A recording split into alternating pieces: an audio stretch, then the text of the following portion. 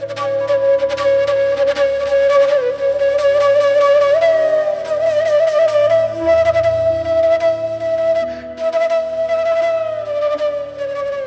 ശാന്തി. നമ്മുടെ എല്ലാവരുടെയും ജീവിതത്തിൽ വിജയത്തിലേക്ക് പോകുമ്പോഴുള്ളതായിരിക്കുന്ന നമ്പർ 1 ശത്രുവാണ് ക്രോധം എന്ന് പറയുന്നത്. ക്രോധത്തെ ജയിച്ചാൽ നമ്മുടെ ജീവിതം അതിസുഖകരമായിട്ട് മുന്നോട്ട് പോകും. എന്നാൽ ഈ ക്രോധത്തെ ജയിക്കുക എന്ന് പറയുന്നത് അത്ര എളുപ്പമുള്ള ഒരു കാര്യമൊന്നുമല്ല. രാവണൻ്റെ തല ഒന്ന് വെട്ടുമ്പോൾ മറ്റൊന്ന് വരും എന്ന് പറയും പോലെയാണ്. ഞാൻ പലപ്പോഴും പറയാറുണ്ട്, ക്രോധം ഒരു മനുഷ്യനെ ശരിക്കും പ്രഷർ കുക്കറാക്കും. പ്രഷർ കുക്കറിനുള്ളിൽ ഇങ്ങനെ പ്രഷർ നിറഞ്ഞ് അത് അഥവാ അതിന് വിസിലടിക്കാൻ പറ്റുകയാണെങ്കിൽ സമാധാനമാണ്. വിസിലടിക്കാൻ പറ്റിയില്ല എന്നുണ്ടെങ്കിൽ അതിൻ്റെ സേഫ്റ്റി വാൽവ് ഉരുകും. സേഫ്റ്റി വാൽവും ഉരുക്കാൻ പറ്റിയില്ല എന്നുണ്ടെങ്കിൽ ഗ്യാസ്കറ്റ് ചീറ്റണം. ആ ഗ്യാസ്കറ്റും പൊട്ടി പുറത്ത് വന്നില്ല എന്നുണ്ടെങ്കിൽ കുക്കർ പൊട്ടിത്തെറിക്കും. ഇത് തന്നെയാണ് ഒരു മനുഷ്യൻ്റെ ക്രോധത്തിൻ്റെ അവസ്ഥയും. ദേഷ്യം വരുന്ന സമയത്ത് നമുക്ക് വിസിലടിക്കാൻ പറ്റുക, നമ്മളെങ്ങനെയാണ് വിസിലടിക്കുക? 4 ചീത്ത വിളിക്കുക നമ്മുടെ കൂടെയുള്ളവരെ. 4 ചീത്ത വിളിച്ചു കഴിയുമ്പോൾ നമുക്ക് സമാധാനമായി, ബാക്കി പ്രഷർ പിന്നെ അവർക്കുള്ളതായി. അഥവാ നമുക്ക് ചീത്ത പറയാൻ പറ്റാത്ത, നമ്മുടെ ദേഷ്യത്തിന് പ്രകടിപ്പിക്കാൻ പറ്റാത്തൊരു സ്ഥലത്താണെങ്കിൽ സ്വാഭാവികമായിട്ടും സേഫ്റ്റി വാൽവ് ഉരുകും. നമ്മുടെ സേഫ്റ്റി വാൽവ് കണ്ണീരായിട്ട് പുറത്തേക്ക് വരും. അതും സംഭവിക്കില്ല എന്ന് കണ്ടു കഴിഞ്ഞാൽ മുഖം വീർപ്പിച്ചിട്ടോ, വെക്കുന്ന പാത്രങ്ങൾ സാധനങ്ങളൊക്കെ ശബ്ദം ഉണ്ടാവും, നടത്തം ശക്തമാവും, ഇരുത്തം ശക്തമാവും. പിന്നെ കൊച്ചു കൊച്ചു കാര്യങ്ങൾക്ക് പോലും റിയാക്റ്റീവായിട്ട് ആൻസർ പറയാൻ തുടങ്ങും. അങ്ങനെ ഇറിറ്റേഷൻ്റെ രൂപത്തിൽ അത് പുറത്തേക്ക് വരും. അതും പറ്റില്ല എന്നുണ്ടെങ്കിൽ തലവേദനയായിട്ട് പുറത്തേക്ക് വരും. ഇതും സംഭവിക്കില്ലെങ്കിൽ ഈ പ്രഷർ കുക്കറിനും കേടുപറ്റും. എന്നുവെച്ചാൽ ഒന്നുകിൽ ഗ്യാസ്ട്രിക് ആവും, അതല്ലെങ്കിൽ പ്രഷറാവും, അല്ലെങ്കിൽ ഷുഗറാവും, അല്ലെങ്കിൽ കൊളസ്ട്രോൾ ആവും. ഇങ്ങനെ ശരീരത്തിലെ ഏതെങ്കിലും രീതിയിലുള്ള രോഗങ്ങളുടെ രൂപത്തിൽ അത് പുറത്തേക്ക് കൊണ്ടുവരും. അപ്പം അതുകൊണ്ട് നമ്മുടെ ഉള്ളിൽ പ്രഷർ ഉണ്ടാവുന്ന സമയത്ത്, അതായത് ടു മച്ച് ആയിരിക്കുന്ന പ്രഷർ ഉണ്ടാവുന്ന സമയത്ത് അതിനെ പുറത്ത് കളയുക, അഥവാ പ്രഷർ ഡെവലപ്പ് ആവാതിരിക്കുക. ഇതിൽ ഏതെങ്കിലും ഒരു പോംവഴി നമുക്ക് സ്വീകരിച്ചേ പറ്റൂ. ഈ ക്രോധം തന്നെയാണ് പലപ്പോഴും നമ്മുടെ നാട്ടിൽ അല്ലെങ്കിൽ ട്രാഫിക് ജാമാണ്. വണ്ടിയും കൊണ്ട് പോകുമ്പോൾ ഒരു വണ്ടി മറ്റൊരു വണ്ടിയെ പതുക്കം തൊട്ട അവിടെ നിൽക്കും, അങ്ങോട്ടോട്ട് നീക്കി നിർത്തി സംസാരിക്കാനുള്ള മനസ്സുകൂടി ഉണ്ടാവില്ല. അപ്പുറത്തും ഇപ്പുറത്തുള്ള എല്ലാ വണ്ടികളും ഓണടിച്ച് അവസാനം ഒരു വലിയ ഇഷ്യൂയിലേക്ക് കൊണ്ടെത്തുന്നത് വണ്ടികൾ പരസ്പരം ഒന്ന് തൊട്ടിട്ടുണ്ടാവും. അവർ തമ്മിൽ തീർക്കേണ്ട കാര്യം ഉണ്ടാവുള്ളൂ. ഒരു 100 കൂട്ടം ആളുകളുടെ ശാപം വാങ്ങിച്ചു വയ്ക്കുന്ന ഒരു സമയമായിട്ട് അതിനെ മാറ്റാറുണ്ട്. ഒന്ന് ചിന്തിച്ച് നോക്കിയേ. ഇങ്ങനെ കൊച്ചു കൊച്ചു കാര്യങ്ങൾ വലുതായി മാറിക്കൊണ്ട്, എന്തിനേറെ പറയണം, പല കുടുംബ ബന്ധങ്ങൾ ഡൈവോഴ്സിൽ വരെ ചെന്നെത്തുന്നത് ഇത്തരത്തിലായിട്ടുള്ള കൊച്ചു കൊച്ചു കാര്യങ്ങളുടെ ആധാരത്തിലാണ്. അപ്പം അതുകൊണ്ട് ക്രോധം നിയന്ത്രിക്കുക എന്നുള്ളത് വളരെ അനിവാര്യമായിരിക്കുന്ന ഘടകമാണ് മനുഷ്യന്. നമ്മുടെ ബന്ധങ്ങളിൽ ഉലച്ചിലുണ്ടാക്കുമ്പോൾ, അഥവാ നമ്മുടെ മാതാപിതാക്കളുടെ പെരുമാറ്റത്തിൻ്റെ ഉള്ളിൽ ഈ കൊച്ചു കൊച്ചു ദേഷ്യം കൊണ്ട് അങ്ങോട്ടും ഇങ്ങോട്ടതായിട്ടുള്ള ഫൈറ്റുകൾ കുഞ്ഞുങ്ങളുടെ മനസ്സിൽ ഫീലിംഗ് ഓഫ് ഇൻസെക്യൂരിറ്റി ക്രിയേറ്റ് ചെയ്യും. അവർ വളർന്നു വരുന്ന സമയത്ത് വികൃത സ്വഭാവമുള്ളവരായിട്ട് മാറിപ്പോവും. അതും ഒരു വലിയ സമൂഹത്തിൻ്റെ വിപത്തായിട്ട് മാറിയിരിക്കുകയാണ്. മറ്റൊന്ന്, ഒരു പ്രാവശ്യം നമ്മൾ ദേഷ്യപ്പെടുന്ന സമയത്ത് സ്വാഭാവികമായിട്ടും നമ്മുടെ ശരീരത്തിലുള്ളതായിരിക്കുന്ന വൈറ്റ് ബ്ലഡ് കോർപ്പസിൽസ്, വെളുത്ത രക്താണുക്കൾ ഒരുപാടെണ്ണം മരിച്ചു പോകും. അതിൻ്റെ ഫലമായിക്കൊണ്ട് പലപ്പോഴും നിരവധി സമയം ദേഷ്യപ്പെടുന്ന ഒരാളെ സംബന്ധിച്ചിടത്തോളം അവരുടെ ശരീരത്തിൻ്റെ രോഗപ്രതിരോധ ശേഷി വളരെ വീക്കായി വരാറുണ്ട്. ഇപ്പോൾ ആലോചിച്ച് നോക്കുക, ദേഷ്യം വരുന്ന സമയത്ത് മറ്റൊരാളോടല്ല നമ്മൾ ശത്രുത ചെയ്യുന്നത്, നമ്മുടെ ഉള്ളിൽ തന്നെയാണ്. നമ്മുടെ ഉള്ളിലായിട്ടുള്ള രോഗപ്രതിരോധ ശേഷിയെ നശിപ്പിക്കും. നമ്മുടെ ശരീരത്തിലുള്ളതായിട്ടുള്ള അഡ്രിനാലിൻ അനാവശ്യമായിട്ട് ഉൽപ്പാദിപ്പിക്കപ്പെടും. അത് പലപ്പോഴും ഷുഗറിൻ്റെ, പ്രഷറിൻ്റെ, കൊളസ്ട്രോളിൻ്റെ ഒക്കെ അളവ് അത് കൺട്രോൾ ഇല്ലാതെയാക്കി മാറ്റും. അപ്പോൾ അതുകൊണ്ട് മെഡിക്കൽ സയൻസ് പറയുന്നത്, മനുഷ്യൻ്റെ മനസ്സിൽ ഒരു തടസ്സം വരുന്ന സമയത്ത് അതിനെ ഫൈറ്റ് ചെയ്യുന്നതായിട്ട് 2 വഴികളുണ്ട്. ഒന്നുകിൽ ഫൈറ്റ് അല്ലെങ്കിൽ ഫ്ലൈറ്റ് എന്ന് പറയും. ഒരു സിറ്റുവേഷൻ വരുന്ന സമയത്ത് ഞാൻ അതിനെ ഫൈറ്റ് ചെയ്യണോ അതൊന്ന് ഓടിപ്പോണോ എന്നുള്ളതായിട്ടുള്ള വിധി. ഒരു 90% സാഹചര്യങ്ങളിലും മനുഷ്യന്മാരുടെ മനസ്സ് ഫൈറ്റ് ചെയ്യാനാണ് പറയുക, ഫ്ലൈറ്റ് ചെയ്യാനല്ല, ഒഴിഞ്ഞു പോകാനല്ല. അതുകൊണ്ട് തന്നെയാണ് കൊച്ചു കൊച്ചു കാര്യങ്ങൾ വലിയ കാര്യങ്ങളുടെ അവസ്ഥയിലേക്ക് എത്തുന്നതും ഈ ക്രോധം നമ്മുടെ ഏറ്റവും വലിയ ശത്രുവായിട്ട് മാറുന്നതും. ഒരാൾക്ക് ദേഷ്യം നിയന്ത്രിക്കാൻ സാധിക്കില്ല എന്നുണ്ടെങ്കിൽ അവരുടെ കുടുംബത്തിൽ അവർ വന്ന് കയറുന്നതോട് കൂടിയിട്ട് ആ സന്തോഷത്തിൻ്റെ അന്തരീക്ഷം അങ്ങ് മാറും. പലപ്പോഴും ഒരു സ്ഥലത്ത് ഒരാൾ ദേഷ്യപ്പെട്ട് നിൽക്കുമ്പോൾ അയാൾ ആരോടൊന്നും സംസാരിച്ചില്ല എങ്കിൽ പോലും അധികം വൈകാതെ അവിടെ വന്നു ചേരുന്ന എല്ലാവർക്കും ഒരു വീർപ്പുമുട്ടൽ അനുഭവിക്കാൻ തുടങ്ങും. എന്തോ അസ്വസ്ഥത എന്ന്. അവരുടെ ഒന്നും പറയുന്നില്ല, കാണിക്കുന്നില്ല, പക്ഷേ വൈബ്രേഷൻ ആ അന്തരീക്ഷത്തിനെ മുഴുവൻ മോശമാക്കി മാറ്റിക്കളയും. അപ്പം അതുകൊണ്ട് നമ്മുടെ ഉള്ളിൽ ഉണ്ടാവുന്നതായിരിക്കുന്ന ദേഷ്യത്തെ കൺട്രോൾ ചെയ്യാൻ സാധിച്ചില്ലെങ്കിൽ അങ്ങനെയുള്ള ആളുകളുടെ കൂടെ വർക്ക് ചെയ്യേണ്ടി വരുന്ന കൊളീഗ്സ്, അവരെ കണ്ടു കഴിഞ്ഞാൽ അവിടുന്ന് ഓടി രക്ഷപ്പെടാൻ നോക്കുക ചെയ്യാം. ഒരാൾക്ക് സ്വന്തം ദേഷ്യത്തെ നിയന്ത്രിക്കാൻ സാധിച്ചില്ല എന്നുണ്ടെങ്കിൽ അവരുടെ കുടുംബത്തിലെ ആളുകൾക്ക് അവരോട് സ്നേഹം ഉണ്ടെങ്കിൽ പോലും അത് പ്രകടിപ്പിക്കാനാവാതെ അകന്നകന്ന് പോവുകയും ചെയ്യും. ഇങ്ങനെ ദേഷ്യം നമുക്ക് ഉണ്ടാക്കി വെക്കുന്ന നഷ്ടങ്ങൾ ശാരീരികമായിട്ടും മാനസികമായിട്ടും ഒരുപാടാണ്. ഒരു തവണ നിങ്ങൾ സ്ട്രോങ് ആയി ദേഷ്യപ്പെടുന്ന സമയത്ത് ഈവൻ നമ്മുടെ ശരീരത്തിലെ കോശങ്ങളാണെങ്കിൽ ഒരു പ്രാവശ്യം നശിച്ചാൽ ആ കോശങ്ങളെ വീണ്ടും നമുക്ക് നിർമ്മിച്ചെടുക്കാനായിട്ട് പ്രകൃതിക്ക് വളരെ ഈസിയായിട്ട് സാധിക്കും. അതേസമയം നമ്മുടെ തലച്ചോറിലെ കോശങ്ങൾ അത് ഒരിക്കൽ നശിച്ചു കഴിഞ്ഞാൽ അതിൻ്റെ റീപ്രൊഡക്ഷൻ വളരെ കുറച്ചേ ഉണ്ടാവുള്ളൂ. അപ്പോൾ എപ്പോഴാണോ മനുഷ്യൻ ദേഷ്യപ്പെടുന്നത്, ശക്തമായ മനുഷ്യന് ദേഷ്യം വരുന്ന സമയത്ത് തലയിലെ 2 or 3 കോശങ്ങൾ വരെ നശിച്ചു പോകും. അതിൻ്റെ ഫലമായിക്കൊണ്ട് ഡേ ബൈ ഡേ ദേഷ്യം കൂടിക്കൊണ്ടിരിക്കുന്ന ഒരാളെ സംബന്ധിച്ചിടത്തോളം അവരുടെ ഓർമ്മശക്തി വളരെ താഴേക്ക് വരാൻ തുടങ്ങും. അതായത് അവരുടെ ബ്രെയിൻ കപ്പാസിറ്റി അത് നഷ്ടമാക്കിക്കൊണ്ടിരിക്കും. ഒരു മനുഷ്യനെ സംബന്ധിച്ചിടത്തോളം സാഹചര്യങ്ങളിൽ അത് ഏത് രീതിയിൽ പ്രോപ്പറായിരിക്കുന്ന രീതിയിൽ പ്രതികരിക്കാനുള്ളതായിരിക്കുന്ന ശക്തി അവരുടെ ഉള്ളിൽ നഷ്ടമായി പോകും. അതുകൊണ്ട് ജീവിതത്തിൽ എവിടെയൊക്കെയാണോ ക്രോധം എന്ന ശത്രു നമ്മളെ കീഴ്പ്പെടുത്തുന്നത് അവിടെയൊക്കെ നമുക്ക് ഇമോഷൻസിൻ്റെ മേലെ കൺട്രോൾ ഇല്ലാതെയായി പോകും. പലരും അവസരങ്ങളിൽ നമ്മളെ മുതലെടുക്കാൻ തുടങ്ങും. പലപ്പോഴും ശരീരത്തിൻ്റെ പല ഭാഗങ്ങൾക്കും രോഗങ്ങൾ ഉണ്ടാക്കും, സംബന്ധങ്ങൾ തകർക്കും, ജോലിയിൽ നമ്മുടെ സക്സസ് അഥവാ പ്രമോഷൻ എല്ലാം നമുക്ക് നഷ്ടമായേക്കും. ജീവിതത്തിൽ പതുക്കെ ഒറ്റപ്പെട്ട അവസ്ഥയിലേക്ക് ഒരു മനുഷ്യൻ നീങ്ങാനായിട്ടുള്ള മുഖ്യമായിരിക്കുന്ന വില്ലൻ തന്നെയാണ് ക്രോധം എന്ന് പറയുന്നത്. അതുകൊണ്ട് ക്രോധത്തിൻ്റെ മേലെ കൺട്രോൾ കൊണ്ടുവരേണ്ടത് വളരെ അത്യാവശ്യമാണ്. ഒരു കാര്യം നമ്മൾ എപ്പോഴും ആലോചിച്ചാൽ മതി. ഒരു ഉദാഹരണം പറയുകയാണെങ്കിൽ, ഒരു എക്സാമ്പിൾ പറയുകയാണ്, 2 കാറുകൾ റോട്ടിൽ കൂടെ പോവുകയാണ്. അതിൽ ഒരു കാറ് മുന്നോട്ട് പോയിക്കൊണ്ടിരിക്കുന്നുണ്ട്, പിന്നിൽ നിന്നുള്ള കാറ് സ്പീഡ് കൂട്ടുക അല്ലെങ്കിൽ സൈഡ് തരിക എന്നുള്ള സിമ്പിൾ ആയിക്കൊണ്ട് ഓൺ അടിച്ചുകൊണ്ടേയിരിക്കുകയാണ്. ആ മുന്നിലുള്ള ആൾ 2 വിധത്തിൽ പ്രതികരിക്കുക. ഒന്നുകിൽ അവർക്ക് ഫാസ്റ്റായിട്ട് പോകാം, അല്ലെങ്കിൽ ഇവരെ ചീത്ത വിളിക്കാൻ തിരിഞ്ഞ് ഞാൻ മാറിത്തരില്ല എന്ന് പറയാം. അതല്ലെങ്കിൽ അത്രയും തിരക്കാണ്, അവർക്ക് അങ്ങ് പോയിക്കോട്ടെ, ഒന്ന് സൈഡാക്കി കൊടുത്താൽ അവരങ്ങ് പോയിട്ട് നമുക്ക് വേണമെങ്കിൽ കടന്നു പോകാം. 2 വിധത്തിൽ പ്രതികരിക്കാം. ഒന്ന് സൈഡാക്കി നിർത്തി അവർ പോട്ടെ എന്ന് പറയുന്നതോട് കൂടി നമ്മൾ വലുതായി, അവർ ചെറുതായി. നമ്മൾ വിചാരിക്കരുത് നമ്മൾ ഓൺ അടിച്ചപ്പോൾ അവർ ഓൺ അടിച്ച് കഴിഞ്ഞപ്പോൾ ഞാൻ വിട്ടുകൊടുത്തില്ല എന്ന് പറയുമ്പോൾ നമ്മൾ വലുതാവുകയല്ല ചെയ്യുന്നത്. നമ്മൾ സൈഡ് കൊടുത്ത് അവർ പോയി അവിടെ ഒരു ക്രിയേറ്റ് ചെയ്തോ എങ്കിൽ നിങ്ങൾ വലുതായി, അവർ ചെറുതായി. കാരണം ഒരു മനുഷ്യൻ്റെ ശക്തി പ്രകടനം ക്രോധത്തിലൂടെയല്ല കാണിക്കേണ്ടത്. ഒരു മനുഷ്യൻ്റെ ശക്തി ശാന്തതയിൽ നിന്നാണ് കാണിക്കേണ്ടത്. പണ്ടത്തെ കാലത്ത് രാജാക്കന്മാരുടെ, ഞാൻ പലപ്പോഴും നോർത്ത് ഇന്ത്യയിൽ പോകുമ്പോൾ പ്രത്യേകിച്ചും രജപുത്രന്മാരുടെ കഥ പറയുമ്പോൾ അച്ഛൻ ഭയങ്കര ക്രോധിയായിരുന്നു. അച്ഛൻ ഇങ്ങനെ മീശയൊക്കെ വെച്ച് ഇങ്ങനെയൊക്കെ രാജകുമാരന്മാർ അച്ഛന്മാരെ കുറിച്ച് പറഞ്ഞു കേൾക്കുമ്പോൾ ശരിക്കും ആ ക്രോധത്തിനും ആ ഇമോഷൻസിനും മുതലെടുത്തുകൊണ്ടാണ് പലപ്പോഴും നമ്മുടെ ഭാരതത്തിൻ്റെ ശക്തിയായിരുന്ന രജപുത്രന്മാരെ തോൽപ്പിച്ചിട്ടുണ്ടെങ്കിൽ ഈ ഒരൊറ്റ വികാരത്തിന് മുതലെടുത്തുകൊണ്ടായിരുന്നു. അപ്പം അതുകൊണ്ട് മനുഷ്യൻ്റെ മനസ്സിൽ ക്രോധത്തെ നിയന്ത്രിക്കേണ്ടത് വളരെ അത്യാവശ്യമാണ്. പക്ഷെ ഒരു പോസ് ചെയ്യാൻ നമുക്ക് പറ്റണം. ഒരു സിറ്റുവേഷൻ ഉണ്ടാവുന്ന സമയത്ത്, ഒരു പ്രോബ്ലം നമ്മുടെ മുന്നിൽ വരുന്ന സമയത്ത്, ഒരാൾ നമ്മളെ അപമാനിക്കുന്ന സമയത്ത്, അഥവാ നമുക്ക് എന്തെങ്കിലും നഷ്ടങ്ങൾ ഉണ്ടാവുന്ന സമയത്ത്, നമ്മുടെ കയ്യിൽ നിന്ന് എന്തെങ്കിലും തെറ്റ് സംഭവിക്കുന്ന സമയത്ത്, കാരണം ഞാൻ മനസ്സിലാക്കിയെടുത്തോളം ക്രോധം പല കാരണങ്ങൾ കൊണ്ടാണ് ഉണ്ടാവുന്നത്. ചിലപ്പോൾ ഒരാൾ നമ്മളെ മോശമാക്കുമ്പോൾ അഥവാ ഞാൻ അപമാനിക്കപ്പെടുന്ന സന്ദർഭത്തിൽ എൻ്റെ ഈഗോ ലെവൽ എനിക്ക് മുറിവേൽക്കുന്ന സമയത്ത് പെട്ടെന്ന് മനുഷ്യന്മാർക്ക് ദേഷ്യം വരാറുണ്ട്. വേറെ ചില സന്ദർഭങ്ങളിൽ എൻ്റെ ഉള്ളിലുള്ളതായിരിക്കുന്ന ഒരു വീക്ക്നെസ്സിനെ മറച്ചു വെക്കാൻ വേണ്ടി ക്രിയേറ്റ് ചെയ്യുന്നതായിരിക്കുന്ന ഡിഫെൻസീവ് മെക്കാനിസമായിട്ടും ആങ്കർ പ്രവർത്തിക്കാറുണ്ട്, അഥവാ ദേഷ്യം. പലപ്പോഴും സ്വന്തം വീക്ക്നെസ്സിനെ മറച്ചു വെക്കാൻ വേണ്ടി എൻ്റെ ഉള്ളിലൊരു വീക്ക്നെസ് ഉണ്ടാവുമ്പോൾ എന്നോട് അവരത് ചോദിച്ചാൽ ഞാൻ ഉത്തരം പറയേണ്ടി വന്നാൽ എൻ്റെ ഈ ഒരു വീക്ക്നെസ് അഥവാ ബലഹീനത പുറത്തു വന്നേക്കാം എന്നൊരു സാഹചര്യം വന്നാൽ ഒരു ഡിഫെൻസീവ് മെക്കാനിസമായിട്ടും ക്രോധത്തെ പലരും ഉപയോഗിക്കുന്നത് കണ്ടിട്ടുണ്ട്. അതുകൊണ്ട് ക്രോധം നമ്മൾ ഉപയോഗിക്കുന്നത് പല സന്ദർഭങ്ങളിൽ പല സാഹചര്യങ്ങളിലാണ്. പലരും പറയും എൻ്റെ കൂടെയുള്ള ആളുകളെ കൊണ്ട് എനിക്ക് കാര്യം ചെയ്യിപ്പിക്കണം എന്നുണ്ടെങ്കിൽ എനിക്ക് ദേഷ്യപ്പെട്ടേ പറ്റൂ, ഒരു രക്ഷയില്ല, അതുകൊണ്ടാണ് ഞാൻ ദേഷ്യപ്പെടുന്നത്, ഞാൻ ശാന്തമായ ഒരു കാര്യം ചെയ്യില്ല, അതുകൊണ്ടാണെന്നും പറയാറുണ്ട്. അത് ഒരിക്കലും നമ്മുടെ പോസിറ്റിവിറ്റി അല്ല.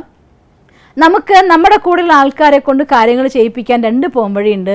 ഒന്ന് അവരെ ഇൻസ്പയർ ചെയ്യാം, അല്ലെങ്കിൽ അവരെ പേടിപ്പിക്കാം. അതുകൊണ്ട് പേടിപ്പിക്കാൻ വേണ്ടി ക്രോധം ഉപയോഗിച്ച് നിങ്ങൾ ചെയ്യുന്നെങ്കിൽ നിങ്ങളുടെ അസാന്നിധ്യത്തിൽ അവരൊരിക്കലും അവരുടെ കർമ്മം ചെയ്യില്ല എന്നർത്ഥം. അത് നമ്മുടെ ഫെയിലിയറാണ്. നമ്മുടെ അസാന്നിധ്യത്തിൽ പോലും അവരവരുടെ കർമ്മം പ്രോപ്പറായിട്ട് ചെയ്യാൻ വിധം അവരെ നിങ്ങൾക്ക് മോട്ടിവേറ്റ് ചെയ്യാമെങ്കിൽ, ഇൻസ്പയർ ചെയ്യാമെങ്കിൽ അതാണ് ക്രോധത്തേക്കാൾ പ്രോപ്പറായിരിക്കുന്ന വഴി. പക്ഷേ ഇതൊക്കെ ചെയ്യാനായിട്ട് കുറച്ച് കാര്യങ്ങൾ നമുക്ക് നമ്മളെ തന്നെ കൺട്രോൾ ചെയ്യാനുള്ളതായിരിക്കുന്ന മെത്തേഡ്. ഒന്നാമത്തെ മെത്തേഡ്, ഒരു കാര്യം സംഭവിക്കുമ്പോൾ പലപ്പോഴും ഞാൻ പ്രാക്ടീസ് ചെയ്ത് നോക്കാൻ ഒരു കാര്യമുണ്ട്. മനസ്സിൽ ഭയങ്കര ഇറിറ്റേഷൻ വന്ന് പോയിട്ടുണ്ടോ ആ കാര്യം വരുമ്പോൾ, പുറത്തേക്ക് ഇന്ന് ഞാൻ ദേഷ്യപ്പെടുന്നില്ല, നാളെ പറയാമെന്ന് വിചാരിക്കും. പല കാര്യങ്ങളും ഞാൻ മാറ്റിവെച്ച് പറയാറുണ്ട് അത്തരത്തിൽ. ആ സന്ദർഭത്തിൽ നമുക്ക് ഇറിറ്റേറ്റ് ചെയ്യുന്ന രീതിയിലായിരിക്കാം, പക്ഷേ ആ പറഞ്ഞു കഴിയുമ്പോൾ ആ സമയത്ത് അവരത് മാനിക്കാനുള്ള അവസ്ഥയിലാവില്ല. അതുകൊണ്ട് അതിനങ്ങ് മാറ്റി വെച്ചിട്ട് ഒരു ദിവസം കഴിഞ്ഞ് പിറ്റേ ദിവസം ആകുമ്പോഴത്തേക്കും 2 ബെനിഫിറ്റാണ് ഞാനത് കണ്ടിട്ടുള്ളത്. അതിൽ നമ്മുടെ മനസ്സിൽ ആ കാര്യത്തിന് സംഭവിച്ച ഉടനെ ആ കാര്യത്തോട് നമുക്ക് തോന്നുന്നതായിട്ടുള്ള ഫീലിംഗ് കുറച്ച് കഴിഞ്ഞാൽ ഉണ്ടായിക്കൊള്ളുന്നില്ല. അപ്പോൾ അന്നൊരു ദിവസം കഴിഞ്ഞ് പിറ്റേ ദിവസം ആകുമ്പോഴത്തേക്കും അതിൻ്റെ ഒരുപാട് ഇമോഷൻസ് അതിന് ഡിലീറ്റായി പോയിട്ടുണ്ടായിരിക്കും. എന്നിട്ട് നമ്മൾ ആ കാര്യം അവരോട് പറയുമ്പോഴത്തേക്കും അതിൻ്റെ ആ ഒരു ഷാർപ്പ്നെസ് അങ്ങ് പോകും. അപ്പം നമുക്ക് കാര്യം പറയാം, കുറച്ച് സ്മൂത്തായിട്ട് അവരുടെ അടുത്ത് പറയാനായിട്ട് സാധിക്കും. അതുകൊണ്ട് ബെറ്റർ ഐഡിയയാണ്, ഇപ്പോൾ എനിക്ക് പ്രതികരിച്ചേ പറ്റൂ, ഇറിറ്റേഷൻ വന്നേ തീരുന്നൊരു സാഹചര്യം എൻ്റെ മനസ്സിൽ വന്നിട്ടുണ്ടെങ്കിൽ, എസ്പെഷ്യലി പറയേണ്ട കാര്യം പറയുന്നതുകൊണ്ട് വിരോധമില്ല, പക്ഷെ അതിൽ ഇറിറ്റേഷൻ കൂടി പറയുമ്പോൾ അല്ലെങ്കിൽ ദേഷ്യം കൂടി പറയുമ്പോഴാണ് അവർക്ക് സ്വീകരിക്കാൻ പറ്റാതെ വരിക. അത്തരം സന്ദർഭങ്ങളിൽ കീപ് ക്വയറ്റ്. അങ്ങനെ എനിക്ക് ഭയങ്കരമായി ദേഷ്യം വരും തോന്നി ആ സമയത്ത് മൗനം പാലിക്കുക, പറയണ്ടാതിരിക്കുക. ഇനിയിപ്പോൾ സപ്പോസ് ആ സമയത്ത് പറയാതിരുന്നത് കൊണ്ട് അവർ ദേഷ്യപ്പെട്ടാലും ആ പ്രശ്നം ഒരുപാട് വലുതാവില്ല. പക്ഷേ ആ സമയത്ത് ഉത്തരം പറയാൻ പോയി കഴിഞ്ഞാൽ അത് നമ്മുടെ ആങ്കറിൻ്റെ ലെവലിനെ ഡെവലപ്പ് ചെയ്തുകൊണ്ടിരിക്കും. പതുക്കെ പതുക്കെ പതുക്കെ അത് വലിയ ഇഷ്യൂസിലേക്ക് കൊണ്ടെത്തിക്കും. അതുകൊണ്ട് എനിക്ക് എൻ്റെ ഇമോഷൻസിനെ കൺട്രോൾ ചെയ്യാൻ പറ്റാത്ത രീതിയിൽ പ്രവഹിക്കുന്നു എന്ന് തോന്നിയാൽ ആ സമയത്ത് പോസ് ചെയ്യുക, മൈൻഡിനെ കാമാക്കുക. അതിന് ഈസി ആയിട്ടുള്ള മെത്തേഡാണ് മെഡിറ്റേഷൻ. എത്ര കൂടുതൽ I am a peaceful pure soul, ഞാൻ ശാന്തസ്വരൂപമായ ശുദ്ധ ആത്മ എന്നതായിരിക്കുന്ന അഫർമേഷൻ നിങ്ങൾ പ്രാക്ടീസ് ചെയ്യുന്നുണ്ടോ അത്രയും നമുക്ക് നമ്മുടെ മനസ്സിനെ തത്സമയം മൗനമാക്കാനായിട്ട് സാധിക്കും. ആ മൗനത്തിൻ്റെ ശക്തിയിലൂടെ നമ്മുടെ മനസ്സിനെ തോട്ട്സിനെ ഒന്ന് ചേഞ്ച് ചെയ്യുക. ഇനിയിപ്പോൾ നിങ്ങൾക്ക് കഴിഞ്ഞ ദിവസം നമ്മൾ പറഞ്ഞ പോലെ തന്നെ ആങ്കർ കൺട്രോൾ പറഞ്ഞ പോലെ തന്നെ എനിക്ക് ആ കാര്യത്തിനെ മനസ്സിൽ തോട്ട് ക്രിയേറ്റ് ചെയ്യുമ്പോൾ ഞാൻ ശാന്തസ്വരൂപം എന്ന് പറയുമ്പോൾ എന്നാലും അങ്ങനെ ചെയ്യാൻ പാടുണ്ടോ എന്ന് ഉള്ളിൽ നിന്ന് ചോദ്യം വരികയാണെങ്കിൽ I am a peaceful soul, I am a peaceful soul, I am a peaceful soul. ഇങ്ങനെ മന്ത്രിക്കുക. മന്ത്രിക്കുമ്പോൾ അതിന് ഭയങ്കര എഫക്റ്റാണ്. നിങ്ങൾ കേട്ടിട്ടുണ്ടായിരിക്കും, കമ്മ്യൂണിക്കേഷനിൽ ഏറ്റവും നല്ല കമ്മ്യൂണിക്കേഷൻ നടക്കുക എപ്പോഴും മന്ത്രിക്കുന്ന സമയത്താണ്. നമ്മൾ നമ്മളോടായി തന്നെ മന്ത്രിക്കുമ്പോൾ. അതാണ് ഋഷിമുനിമാർ മന്ത്രം ഉച്ചരിക്കുന്ന സമയത്ത് ഇപ്പോഴും കണ്ടിട്ടുണ്ടോ, പൂജയ്ക്കും കാര്യങ്ങൾക്കും അമ്പലത്തിലൊക്കെ മന്ത്രം ഉച്ചരിക്കുമ്പോൾ അവർ ഉറക്കുറക്ക പറഞ്ഞ് മന്ത്രം ഉച്ചരിക്കുകയല്ല ചെയ്യാറ്, വിസ്പർ ചെയ്യുക ചെയ്യുന്നത്. അതിൻ്റെ എനർജി ട്രാൻസാക്ഷൻ കൂടുതലാണ്. അപ്പം അതുകൊണ്ട് ആ സമയത്ത് വിസ്പർ ചെയ്യുന്ന പോലെ I am a peaceful soul, I am a peaceful soul, I am a peaceful soul. ഇങ്ങനെ സ്വയം അവനവനോട് തന്നെ മന്ത്രിച്ച് കേൾപ്പിച്ചുകൊണ്ടിരിക്കുക. അപ്പോൾ പതുക്കെ ആ കാര്യത്തിൽ മനസ്സ് മാറും. അതൊന്ന് പോസ്റ്റ്പോൺ ചെയ്യാൻ, ഒരു പോസ് ചെയ്യാൻ എന്ത് വേണം, ഒന്ന് നീക്കി നിർത്തണം. നമുക്ക് ഇങ്ങോട്ട് തള്ളി വരുന്ന ഫോഴ്സിനൊന്ന് ഫോഴ്സ് ചെയ്യാൻ എന്ത് വേണം, ഇവിടെ നിന്നൊന്ന് മാറിക്കൊടുക്കാൻ പറ്റണം. ആ മാറിക്കൊടുക്കാനായിട്ട് നമ്മുടെ മനസ്സിനെ ആ കാര്യത്തിൽ നിന്ന് പതുക്കെ ഒന്ന് വിഡ്രോ ചെയ്ത് ഈ ഒരു പോസിറ്റീവായിട്ടുള്ള അഫർമേഷനിലേക്ക് കോൺസെൻട്രേറ്റ് ചെയ്യുക. അപ്പോൾ കുറച്ച് കഴിയുമ്പോഴത്തേക്കും ആ ഒരു പോസിറ്റീവായിട്ടുള്ള എനർജി നമ്മുടെ ഉള്ളിൽ നിന്ന് ഡെവലപ്പ് ആവാൻ തുടങ്ങും. ആ പോസിറ്റീവായിട്ടുള്ള എനർജി ഡെവലപ്പായി കഴിഞ്ഞ ശേഷം നിങ്ങൾക്ക് ഒരാളെ തെറ്റ് പറഞ്ഞു കൊടുക്കണമെങ്കിൽ പോലും പറഞ്ഞു കൊടുക്കുമ്പോഴത്തേക്കും അതിൽ നിന്ന് നമ്മളൊരു കാര്യം ഡിലീറ്റ് ചെയ്ത് കഴിഞ്ഞിട്ടുണ്ട്. ആങ്കർ എന്ന ഇമോഷനെ ഡിലീറ്റ് ചെയ്തിട്ടായിരിക്കും നമ്മൾ അവർക്ക് ആ കാര്യം പറഞ്ഞു കൊടുക്കുന്നത്. ആ കാര്യം ആ രീതിയിൽ നിങ്ങൾ കമ്മ്യൂണിക്കേറ്റ് ചെയ്താൽ സ്വാഭാവികമായിട്ടും അവർക്കത് സ്വീകരിക്കാനും പറ്റും, അതിനെ അക്സെപ്റ്റ് ചെയ്യാനും പറ്റും, അതിനെ ഇംപ്ലിമെൻറ്റ് ചെയ്യാനും പറ്റും. അതല്ല എങ്കിൽ ഈവൻ അവരൊരു തെറ്റ് ചെയ്തിട്ടാണ് നമ്മൾ പറയുന്നതെങ്കിൽ പോലും അതിനുള്ളിൽ നമ്മൾ ആഡ് ചെയ്തതായിരിക്കുന്ന ആ ഒരു ആങ്കർ എന്നതായിരിക്കുന്ന ഇമോഷൻ അത് നമ്മുടെ വാക്കുകളെ ഷാർപ്പാക്കും, നമ്മുടെ നോട്ടത്തിനെ ഷാർപ്പാക്കും, നമ്മുടെ മുഖഭാവത്തിനെ ക്രൂവലാക്കി മാറ്റും. അതുകൊണ്ട് തന്നെ നമ്മൾ ആ കാര്യം പറഞ്ഞു കൊടുക്കുമ്പോൾ അവരുടെ ഭാഗത്ത് തെറ്റാണ്, നമ്മുടെ ഭാഗത്ത് ശരിയാണെങ്കിൽ പോലും അതിനെ അക്സെപ്റ്റ് ചെയ്യാൻ അവർക്ക് സാധിക്കാതിരിക്കും. അതുകൊണ്ട് എപ്പോഴൊക്കെ അങ്ങനെ ഒരു സിറ്റുവേഷൻ വരുന്നോ, നമ്മുടെ ഇമോഷൻസ് ചാർജ്ഡ് ആവുന്നോ, ആദ്യ ആവശ്യം സ്വന്തം ഇമോഷൻസിനെ കൺട്രോൾ ചെയ്യലാണ്. അപ്പം അതുകൊണ്ട് ഞാൻ ദേഷ്യപ്പെടേണ്ടത് ആവശ്യമാണ്, ഞാൻ ഇങ്ങനെ പറയേണ്ടത് അത്യാവശ്യമാണ്, ഇല്ലെങ്കിൽ കാര്യം നടക്കില്ല, അവരങ്ങനെ ചെയ്തതുകൊണ്ട് എനിക്കിങ്ങനെ പറഞ്ഞേ പറ്റൂ. ഇത്തരത്തിലായിട്ടുള്ള എല്ലാ ഡയലോഗിനും നമ്മുടെ ലൈഫിൽ നിന്ന് ഡിലീറ്റ് ചെയ്യുന്ന ഡയലോഗാണ്. അത് നമുക്ക് ലാഭം തരില്ല, നഷ്ടം മാത്രമേ ഉണ്ടാക്കുള്ളൂ. അപ്പം അതുകൊണ്ട് അത്തരം ഡയലോഗിനൊക്കെ ഡിലീറ്റ് ചെയ്തുകൊണ്ട് അവിടെ പോസ് ചെയ്യുക. എന്നിട്ട് നമ്മുടെ ഇമോഷൻസിനെ ആദ്യം കാമാക്കുക, എന്നിട്ട് വേണം ആ കാര്യം മറ്റൊരാൾക്ക് നമുക്ക് പറഞ്ഞു കൊടുക്കാനായിട്ട്. എന്നാൽ അവർക്കത് ആക്സെപ്റ്റ് ചെയ്യാനും സാധിക്കും. നമ്മുടെ വീട്ടിലാണെങ്കിലും അല്ല പുറത്താണെങ്കിലും സ്റ്റാഫിനാണെങ്കിലും ഒക്കെ സാധിക്കും. അതിനൊരു പോസ് ചെയ്യണമെന്നുണ്ടെങ്കിൽ ഒരു കാര്യം അനിവാര്യമാണ്, പോസ് ഇട്ട് ശീലം ഉണ്ടായിരിക്കണം. നമ്മൾ നേരത്തെ പറഞ്ഞില്ലേ, വേണ്ട സമയത്ത് എൻ്റെ മനസ്സിൽ ശാന്തസ്വരൂപാത്മാവാണെന്ന് ക്രിയേറ്റ് ചെയ്യാൻ നോക്കിയാൽ സ്റ്റേജിൽ കയറി പ്രാക്ടീസ് ചെയ്യാതെ പാട്ട് പാടാൻ പോയ കുട്ടിയുടെ സെയിം അവസ്ഥ നമുക്ക് അനുഭവിക്കേണ്ടി വരും. അതുകൊണ്ട് ഡെയിലി മെഡിറ്റേഷൻ. ഒരിക്കൽ കൂടി ഞാൻ പറയുകയാണ്, ദിവസത്തിൽ ഹാഫ് ആൻ അവർ മെഡിറ്റേഷൻ എന്നത് നിങ്ങളുടെ ജീവിതത്തിൽ നിങ്ങൾക്ക് കിട്ടുന്ന ഏറ്റവും വലിയ നിധിയാണത്. ആരാണോ സ്വന്തം നിധിയെ ദിവസവും എടുത്ത് എനർജറ്റിക് ആക്കി ചാർജ്ഡ് ആക്കി യൂസ് ചെയ്യാൻ പറ്റുന്ന രീതിയിൽ അതിനെ ഷാർപ്പാക്കി വെക്കുന്നു, അവർക്ക് മാത്രമാണ് അതിനുപയോഗിക്കാൻ സാധിക്കുള്ളൂ. അതുപോലെ നമ്മുടെ മനസ്സെന്ന ശക്തിയുടെ സങ്കല്പത്തിന് ശക്തി ഉപയോഗിച്ചാൽ എവിടെ വേണമെങ്കിലും എന്തിനും നമുക്ക് മാറ്റി മറയ്ക്കാം. പക്ഷെ അതിനെ ഉപയോഗിക്കാൻ നമുക്ക് പഠിക്കണം. ആ ഉപയോഗിക്കാനുള്ള ഷാർപ്പനിങ് ആണ് മെഡിറ്റേഷൻ. നിങ്ങൾ വേണമെങ്കിൽ ലോകത്ത് സക്സസ്ഫുൾ ആയിട്ടുള്ള എല്ലാ ആളുകളുടെ കഥയും വായിച്ചു നോക്കിയോളൂ. ഞാൻ അണ്ടർലൈൻ ചെയ്ത് പറയുകയാണ്, 99.9% ആളുകളുടെ ജീവിതകഥ വായിച്ചു നോക്കിയോളൂ, അവരുടെ ഇൻ്റർവ്യൂ കേട്ട് നോക്കിയോളൂ. എല്ലാവരും അവനവൻ്റെ ജീവിതത്തിൽ കുറച്ച് സമയം മെഡിറ്റേഷന് വേണ്ടി ഉപയോഗിക്കുന്നവരാണ്. അതുകൊണ്ട് മെഡിറ്റേഷൻ അഥവാ ധ്യാനം എന്നത് ഒരു മനുഷ്യനെ സംബന്ധിച്ചിടത്തോളം വിജയിക്കണോ നിങ്ങളത് ചെയ്തോളൂ. എനിക്ക് വിജയം വേണ്ട, ലീവ് ഇറ്റ്. നിങ്ങൾക്ക് സക്സസ് വേണോ, തീർച്ചയായിട്ടും ഈ ഇമോഷൻസിൻ്റെ മേലെ, നമ്മുടെ ഫിയറിൻ്റെ മേലെ, ഭയത്തിൻ്റെ മേലെ, നമ്മുടെ ക്രോധത്തിൻ്റെ മേലെ കൺട്രോളിങ് നമുക്ക് കൊണ്ടുവന്നേ പറ്റൂ. അത് നിർബന്ധമായിട്ട് മെഡിറ്റേഷൻ ആൻഡ് അഫർമേഷൻ അത്യാവശ്യമാണ്. പലരും പറയാറുണ്ട്, എനിക്ക് ദേഷ്യം നിയന്ത്രിക്കാനേ പറ്റുന്നില്ല, എൻ്റെ ദേഷ്യമാണ് എൻ്റെ ഏറ്റവും വലിയ ശത്രു. എങ്കിൽ നിർബന്ധമായിട്ടും നിങ്ങൾക്കുള്ള അഫർമേഷനാണ് ഞാൻ ശാന്തസ്വരൂപാത്മാ, ഞാൻ ശുദ്ധ ആത്മാ എന്നുള്ളത്. ഈ രണ്ട് സങ്കല്പങ്ങളും അഫർമേഷനും എഗെയിൻ ആൻഡ് എഗെയിൻ നിങ്ങൾ ചെയ്യുമെങ്കിൽ നിങ്ങളുടെ ദേഷ്യത്തിന് മേലെ തന്നെ താൻ കൺട്രോൾ കൊണ്ടുവരാൻ നമുക്ക് സാധിക്കും. ഇത് ഒന്നാമത്തെ മെത്തേഡാണ്. ഒന്ന് പോസ് ചെയ്യുക. പോസ് ചെയ്ത് കഴിയുമ്പോൾ നിങ്ങൾക്ക് തന്നെ മനസ്സിലാവും എന്താണ് എനിക്ക് അവരോട് പറയേണ്ടത് എന്ന്. നിങ്ങളൊന്ന് ചിന്തിച്ചു നോക്കിയേ, രണ്ട് പേര് തമ്മിൽ ദേഷ്യത്തോടെ അന്യോന്യം സംസാരിക്കാൻ തുടങ്ങിക്കഴിഞ്ഞാൽ പിന്നെ ആ പറയുന്ന കാര്യത്തിന് വേണ്ടി ഉത്തരം പറയാമെന്ന് മാത്രമായി മാറും മനസ്സിൽ. അല്ലാതെ എന്താണ് ഞാൻ പറയുന്നത്, എന്തിനാണ് ഞാൻ പറയുന്നത് എന്നുള്ള കാര്യം അവിടെ അങ്ങ് മറക്കും. അതുകൊണ്ട് നിങ്ങൾക്ക് എന്ത് പറയണോ അത് പറയണമെന്നുണ്ടെങ്കിൽ ഒരു പോസ് അത്യാവശ്യമാണ്. അതുകൊണ്ട് ദേഷ്യത്തെ നിയന്ത്രിക്കണമെങ്കിൽ ഏറ്റവും ആവശ്യമായിട്ടുള്ള ഘടകമാണ് മെഡിറ്റേഷൻ എന്ന് പറയുന്നത്. പിന്നെ ചില സന്ദർഭങ്ങളിൽ നിങ്ങൾക്ക് അങ്ങനെ ഒരു കാര്യം കഴിഞ്ഞു പോയിട്ടുണ്ടാവും, മനസ്സിൻ്റെ ഉള്ളത് വിങ്ങിക്കൊണ്ടേയിരിക്കുകയാണ്, പറയേണ്ട ആൾ പറഞ്ഞു പോയി കഴിഞ്ഞു, വീണ്ടും വീണ്ടും നമ്മളത് കേട്ട് കേട്ട് കേട്ട് കേട്ട് ഇറിറ്റേറ്റഡ് ആവുകയാണ്, വിഷമിക്കുകയാണ്, സങ്കടപ്പെട്ടുകൊണ്ടിരിക്കുക. അത്തരം സന്ദർഭത്തിൽ ചെയ്യേണ്ടത് ബെസ്റ്റ് മെത്തേഡ് ഒരു പേപ്പറും പെന്നും എടുക്കുക. എന്നിട്ട് അവിടെ നിങ്ങളുടെ മനസ്സിൽ തോന്നുന്ന എല്ലാ ഫീലിങ്ങും അങ്ങോട്ട് എഴുതിക്കോ. അവരെ ചീത്ത വിളിക്കാൻ നിങ്ങൾക്ക് തോന്നുന്നുണ്ടോ, അതും എഴുതിക്കോ. നീ അങ്ങനത്തെയാണ്, നീ ഇങ്ങനത്തെ, എല്ലാതും അങ്ങ് എഴുതിക്കോ. മുഴുവൻ വിശാലമായി എഴുതി കഴിയുമ്പോഴത്തേക്കും മനസ്സ് ശാന്തമായി മാറും. എന്നിട്ട് വിചാരിക്കും, ഈ കത്ത് ഞാൻ കൊടുത്തേക്കാം, പിന്നെ പറയണ്ടല്ലോ. പക്ഷേ അപ്പോൾ കൊടുക്കരുത്, അതും കുറച്ച് സമയം കഴിഞ്ഞത്തേക്ക് മാറ്റി വയ്ക്കുക. ആ കത്തിന് മാറ്റി വെച്ചിട്ട് ഒരിക്കലും അവിടുത്തെ വായിച്ചു നോക്കുക, എന്നിട്ട് കൊടുക്കുക.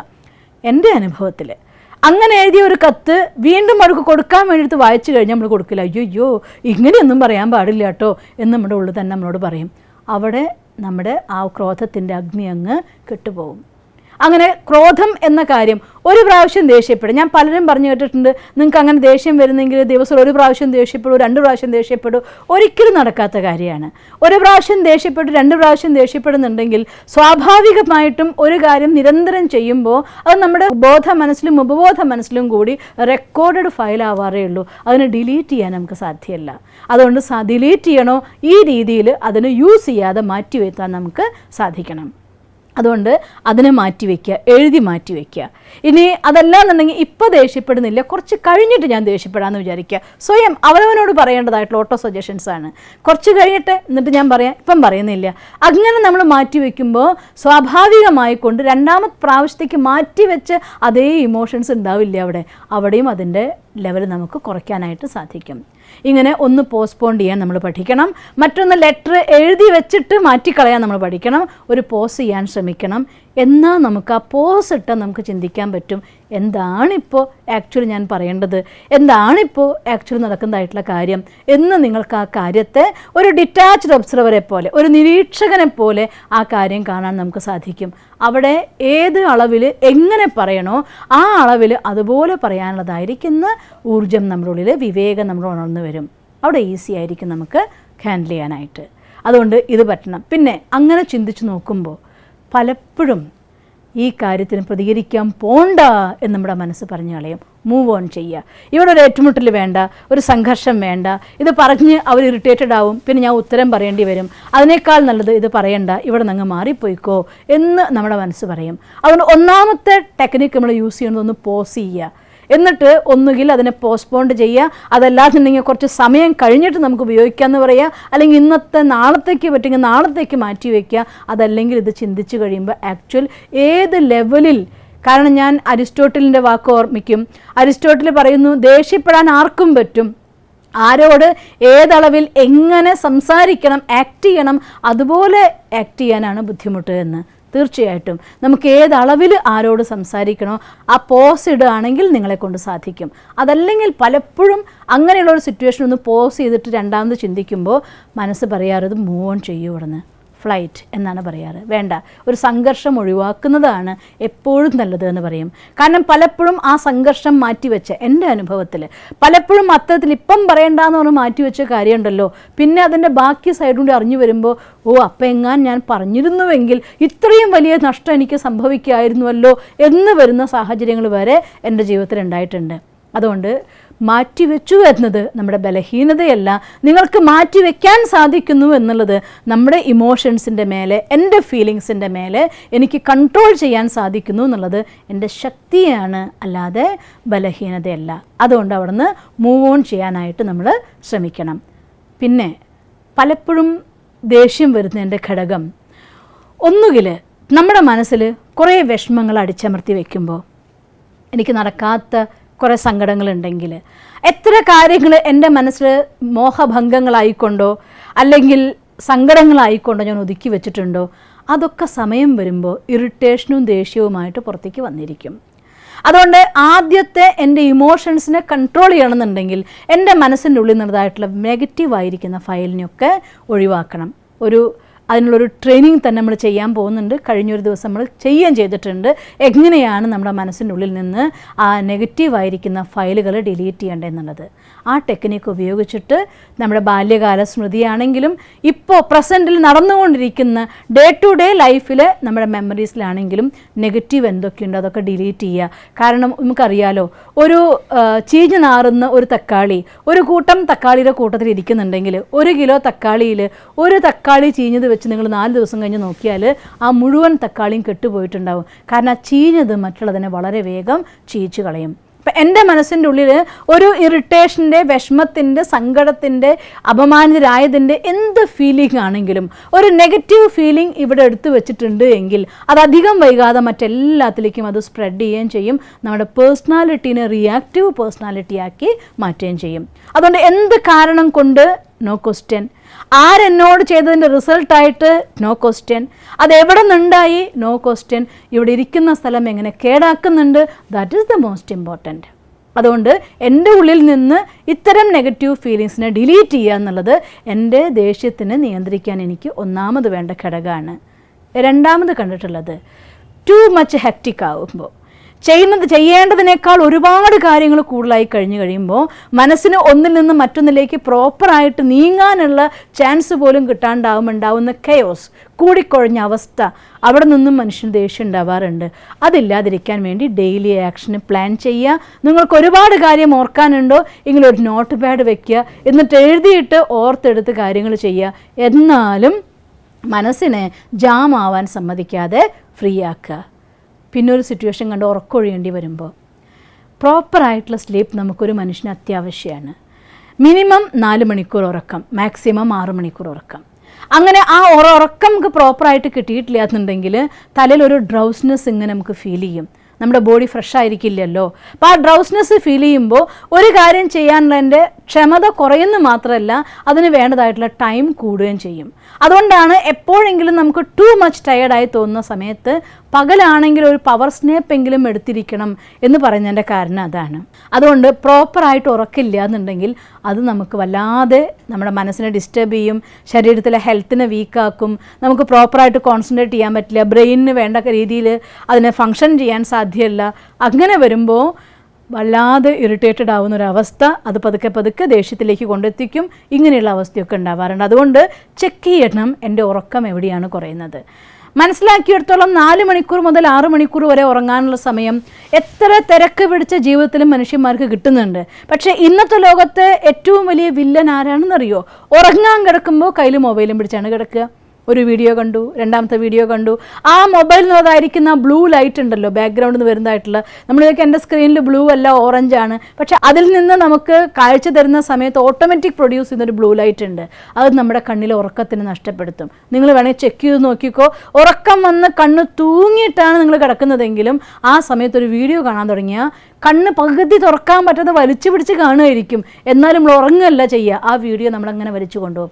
കാരണം നമ്മൾ പലതും പഠിച്ചിട്ടുണ്ടല്ലോ മൈൻഡിനെ കുറിച്ച് പഠിച്ചപ്പോൾ, എങ്ങനെയാണ് മൈൻഡ് മ്യൂസിക്കും കളറും ഒപ്പം തന്നെ അതിൻ്റെ പിക്ചേഴ്സും കൂടി നമ്മുടെ മനസ്സിലേക്ക് ഇങ്ങനെ സംവേദനങ്ങളെ കൊടുത്തുകൊണ്ടേയിരിക്കും. അത് ടയേർഡായ ഒരാളെ കൊണ്ട് ഒരുപാട് പണിയെടുക്കുമ്പോൾ അയാൾക്ക് എന്താവസ്ഥയാണ് ഉണ്ടാവുക? ആ അവസ്ഥയാണ് ആ സമയത്ത് നമ്മുടെ മനസ്സിനുണ്ടാവുന്നത്. അതുകൊണ്ട് അത് ഉറങ്ങാൻ സമ്മതിക്കില്ല. ഇങ്ങനെ ആ തോട്ട്സിലൂടെ വലിച്ചു പോവും. പിന്നെ രാത്രി ഉറങ്ങുന്നത് കുറേ വൈകിട്ടായിരിക്കും. അത് കണ്ട് സമയം പോകുന്നത് മനസ്സിലാവില്ല. ഓട്ടോമാറ്റിക്കലി ഒന്ന് കഴിഞ്ഞ് ഓട്ടോ പ്ലേ ആണല്ലോ, ഒന്ന് കഴിഞ്ഞാൽ അടുത്തത് വരും, ഒന്നിൻ്റെ റിലേറ്റഡ് ആയിരിക്കുന്നു വന്നുകൊണ്ടേയിരിക്കും, കണ്ടുകൊണ്ടേയിരിക്കും, സമയം അങ്ങ് കടന്നു പോവും. പിന്നെ നമ്മൾ ഉറങ്ങാൻ പോകുമ്പോഴേക്കും ലേറ്റായി, ഉറങ്ങാനായിട്ടുള്ള സമയം പ്രോപ്പറായിട്ട് ഇല്ലാതായി. രണ്ടാമത് ഉറങ്ങാൻ കിടന്നാൽ തന്നെ മനസ്സിൻ്റെ ഉള്ളിൽ കാം ആൻഡ് കൂൾ തോട്ട്സ് ആയിരിക്കില്ല. അതുകൊണ്ട് ഉറക്കം എത്ര ഉറങ്ങിയാലും ഉറക്കം മതിയാവാത്ത രീതിയിലുള്ള അവസ്ഥകൾ നമുക്ക് അനുഭവപ്പെടാൻ തുടങ്ങുകയും ചെയ്യും. അതുകൊണ്ട് ഉറങ്ങുന്നതിനേക്കാൾ മുന്നേ ഞാൻ നിങ്ങളുടെ അടുത്ത് പറയുക, എപ്പോഴും മാക്സിമം 10 മണി 10:30 കഴിഞ്ഞ് കഴിഞ്ഞാൽ ഓഫ് ചെയ്ത് വയ്ക്കുക. പുറം ലോകമായിട്ടുള്ള ബന്ധത്തിനെ കട്ട് ചെയ്യുക. പിന്നെ നമുക്കുള്ള സമയമാണ്, നമ്മളെ മൂർച്ച വെപ്പിക്കാൻ, നമ്മളെ റിഫ്രഷ് ചെയ്യാനുള്ളതായിട്ടുള്ള സമയമാണ്. അവിടെ നിന്ന് സോഷ്യൽ മീഡിയയിൽ വിഡ്രോ ചെയ്യുക, വാട്സപ്പ് എല്ലാ കാര്യങ്ങൾക്കും വിഡ്രോ ചെയ്തേക്കുക. ഫോണിനെ കഴിയുമെങ്കിൽ സ്വിച്ച് ഓഫ് ചെയ്ത് വയ്ക്കാൻ കഴിയും, സ്വിച്ച് ഓഫ് ചെയ്ത് വയ്ക്കുക. അല്ലെങ്കിൽ നിങ്ങളുടെ കിടക്കുന്നതിൽ നിന്ന് കുറച്ച് ദൂരം മാറ്റി, അതിൻ്റെ റേഡിയേഷൻ നമ്മൾ ഡിസ്റ്റർബ് ചെയ്യാത്തൊരു സ്ഥലത്തേക്ക് മാറ്റി വെച്ചേക്കുക. എന്നിട്ട് നമ്മുടെ മനസ്സിലെ ഫീലിങ്സിനൊക്കെ ഒരു കത്ത് എഴുതുക ഈശ്വരന്. എൻ്റെ മനസ്സിൽ എന്തൊക്കെ വിചാരങ്ങളുണ്ടോ, ഫീലിങ്സ് ഉണ്ടോ, അന്ന് സക്സസ് ആണെങ്കിൽ ഈശ്വരനോട് താങ്ക്സ് പറയുക, അത് സങ്കടമാണെങ്കിൽ തുറന്ന് പറയുക, എനിക്ക് ഇങ്ങനെയൊക്കെ വിഷമമുണ്ടായി, എന്നെ സഹായിക്കണം, അല്ലെങ്കിൽ എന്നെ ഹെൽപ്പ് ചെയ്യണം എന്നുള്ള കാര്യം പറയുക. ഇങ്ങനെ ഒരു നല്ല ഫ്രണ്ടിനോട് ഹൃദയം തുറക്കും പോലെ എല്ലാ കാര്യങ്ങളും ഈശ്വരൻ്റെ മുന്നിൽ തുറന്ന് ഒരു കത്ത് എഴുതി, എന്നിട്ട് കുറച്ച് സമയം മെഡിറ്റേറ്റ് ചെയ്ത് കാം ആൻഡ് കൂളായിട്ട് ഉറങ്ങുകയാണെങ്കിൽ 4 മണിക്കൂർ മുതൽ 5 മണിക്കൂർ 6 മണിക്കൂർ വരെയുള്ള ഉറക്കം, ചിലർക്ക് 5 മണിക്കൂർ, ചിലർക്ക് 6 മണിക്കൂർ, അതിനേക്കാൾ കൂടുതൽ ആവശ്യമില്ല. അത്രയും സമയമാകുമ്പോഴേക്കും നമ്മുടെ പ്രോപ്പർ സ്ലീപ്പായി കഴിഞ്ഞിട്ടുണ്ടാവും, ഫ്രഷായിട്ട് നമുക്ക് ഉണരാൻ പറ്റുകയും ചെയ്യും. അതുകൊണ്ട് ഇത് നമ്മൾ വളരെയധികം ശ്രദ്ധിക്കേണ്ട കാര്യമാണ്. പിന്നെ ഒരു പോയിൻ്റ്, നമ്മുടെ കൂടെയുള്ള 5 ആളുടെ പ്രഭാവമാണ് നമ്മുടെ പേഴ്സണാലിറ്റി എപ്പോഴും ഉണ്ടായിരിക്കുക. അതുകൊണ്ട് സംഘദോഷം എന്ന് പണ്ടേ ഋഷിമുനിമാർ പറഞ്ഞു കേട്ടിട്ടുണ്ട്. സംഘദോഷത്തിൽ കുരുങ്ങരുത്. അപ്പം നമ്മുടെ കൂടെ ജീവിക്കുന്ന ആളുകൾ, പോസിറ്റീവ് മെൻറ്റാലിറ്റിയുള്ള ആളുകൾ, കാം കൂളായിട്ടുള്ള ആളുകളുടെ കൂടെ മാക്സിമം ടൈം സ്പെൻഡ് ചെയ്യാൻ നിങ്ങൾക്ക് സാധിക്കുമെങ്കിൽ അത് നിങ്ങളെ വളരെയധികം സഹായിക്കും. പിന്നെ കുറച്ചൊക്കെ നമ്മുടെ സ്ട്രെസ് റിലീസ് ചെയ്യാൻ വേണ്ടിക്കൊണ്ട് ഒരു സമയം, ഒരു 1/4 മണിക്കൂർ സമയം രാവിലെ നേരത്ത് ഒന്ന് ഗാർഡനിൽ പോയിട്ടോ, അല്ലെങ്കിൽ പൂച്ചെടികളുടെ അടുത്ത് പോയിട്ടോ, പച്ചക്കറിയിൽ പോയിട്ടോ, ഏതെങ്കിലും രീതിയിൽ പ്രകൃതിയുമായിട്ടുള്ള ഇൻറ്ററാക്ഷൻസിൽ ഒരു 1/2 മണിക്കൂർ സമയം നമുക്ക് സ്പെൻഡ് ചെയ്യാൻ പറ്റിയ അത് വളരെ വൃത്തിയായിട്ട് മാറും. നമ്മുടെ ദേഷ്യത്തിന് മേലെ കൺട്രോൾ ചെയ്യാൻ, നമ്മുടെ സ്ട്രെസ് റിലീസ് ചെയ്യാനുള്ളതായിട്ടുള്ള ഒരു നല്ല മെത്തേഡാണ് പ്രകൃതിയിൽ നമുക്ക് സമയം സ്പെൻഡ് ചെയ്യാനായിട്ട് സാധിക്കുക എന്നുള്ളത്. പിന്നെ ഫിസിക്കൽ എക്സസൈസ്. നിങ്ങൾക്കറിയോ, ബ്രെയിൻ പ്രോപ്പറായിട്ട് പ്രവർത്തിക്കണമെങ്കിൽ അതിന് ഗ്ലൂക്കോസിൻ്റെ നല്ല സപ്ലൈ വേണം. അപ്പോൾ നല്ല ബ്ലഡ് സർക്കുലേഷൻ വേണമെങ്കിൽ എക്സസൈസ് നിർബന്ധമാണ്. അതുകൊണ്ട് ഇത്രയും കാര്യങ്ങൾ ശ്രദ്ധിക്കുകയാണെങ്കിൽ നമുക്ക് നമ്മുടെ ദേഷ്യത്തിന് മേലെ കൺട്രോൾ ചെയ്യാൻ സാധിക്കും. മാത്രമല്ല, ദേഷ്യം വരാതിരിക്കാൻ വേണ്ടി, ഇപ്പോൾ എനിക്ക് ഇടയ്ക്കിടയ്ക്ക് ദേഷ്യം വരുന്ന സ്വഭാവം ഉണ്ടെങ്കിൽ ആ ദേഷ്യത്തെ കൺട്രോൾ ചെയ്യാൻ വേണ്ടിയുള്ളതായിരിക്കുന്ന കുറച്ച് വ്യായാമമുണ്ട്, അഥവാ കുറച്ച് എക്സസൈസുകളുണ്ട്. അത് നിങ്ങൾക്കിപ്പോൾ കാണിച്ചു തരാം. ഇത് കഴിഞ്ഞാൽ നമുക്ക് കുറച്ച് സമയം മെഡിറ്റേഷനും കൂടെ ചെയ്തിട്ട് നമുക്ക് ഇന്നത്തെ ദിവസത്തെ ക്ലാസ് നിർത്തുന്നുള്ളൂ. ആദ്യം നമുക്ക് വ്യായാമത്തിനെ കാണാം. ഓം ശാന്തി. ഇത് നമുക്ക് ക്രോധത്തെ നിയന്ത്രിക്കാൻ വേണ്ടിയുള്ളതായിരിക്കുന്ന കുറച്ച് യോഗാസനങ്ങളാണ്, അഥവാ കുറച്ച് എക്സസൈസുകളാണ്. ഇതിൽ ഈ കാണുന്നത് പോലെ നിങ്ങൾ കണ്ണുകൾ അടച്ച് ഏതെങ്കിലും ഒരു നല്ല സ്ഥാനത്ത് സ്വസ്ഥമായിരിക്കുക. കൈകളെ ഈ മുദ്രയിൽ പിടിക്കുക. ആ മുദ്രയിൽ പിടിച്ച ശേഷം പതുക്കെ ശ്വാസം എടുക്കുക. ശ്വാസത്തിൽ ശ്രദ്ധിക്കുക. ശ്വാസം എടുക്കുന്ന സമയത്ത് ശ്രദ്ധിച്ചുകൊണ്ട് ശ്വാസം എടുക്കുക. നിങ്ങളുടെ വയറും നെഞ്ചുമൊക്കെ നിറയുന്ന പോലെ കുറച്ച് നേരം പിടിച്ച് നിൽക്കുക.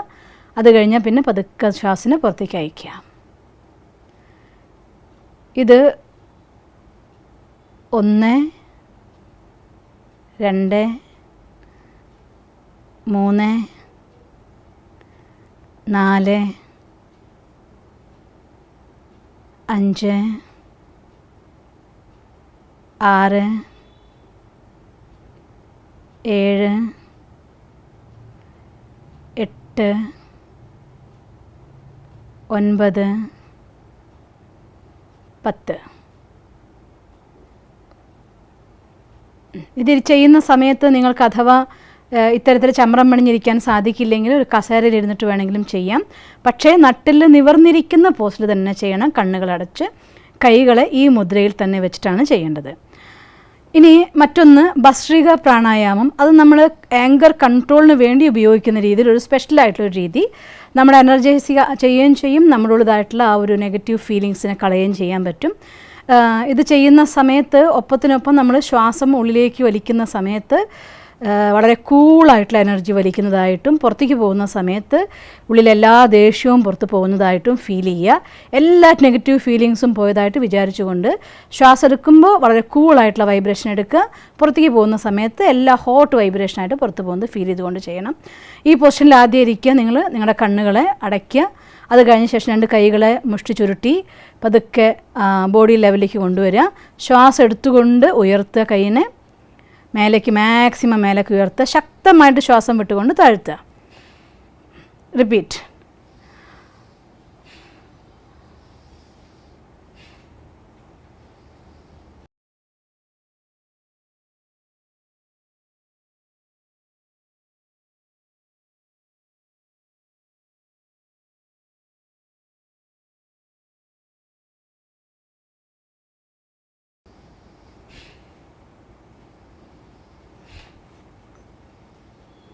വീണ്ടും കൈകളെ കാലുകൾ റെസ്റ്റ് ചെയ്യുക.